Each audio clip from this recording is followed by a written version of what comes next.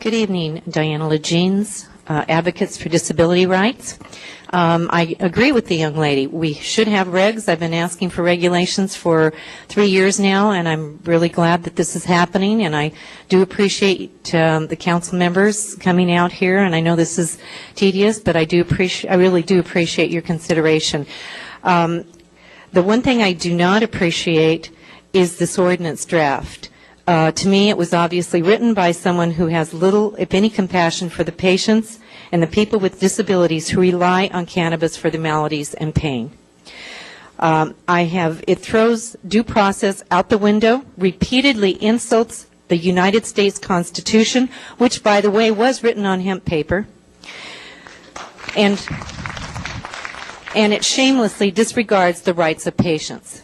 Now, I have made a number of points. We have sent to all of you a number of points too numerous to mention here that should be considered, and also from James Levine, Devine, who is an attorney that specializes in this.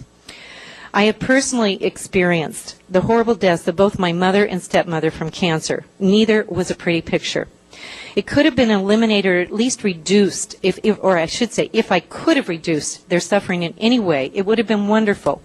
Unfortunately, cannabis as a medicine was wrongfully not allowed as a medicine.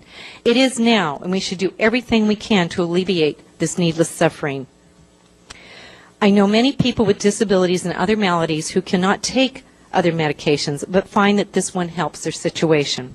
There's a good reason that the people of California voted to allow cannabis as a medication. We must never forget that a patient could be your mother, your sister, your friend, your son. While abuse does happen, we don't deprive cancer patients of morphine because others abuse it. The whole situation has no business in the criminal arena. If this ordinance becomes too restrictive, then provisions for the medicine will gravitate back to the gangs. Medical marijuana is a health issue and should be governed by the health department. The stigma needs to be dissolved. Patients should not need to feel ashamed, afraid, or embarrassed. That is no way to resolve health problems. Per Prop 215, the state has been encouraged to implement a plan to provide safe and affordable distribution of marijuana to all patients that have a medical need for marijuana. The state has not done their part. I reiterate my plea to council that I made the last time I was here. City attorney, city prosecutor, health director, and any other person who's befuddled by this mess. They should be focusing their energies towards compelling the state to comply with this mandate, the will of the people of California.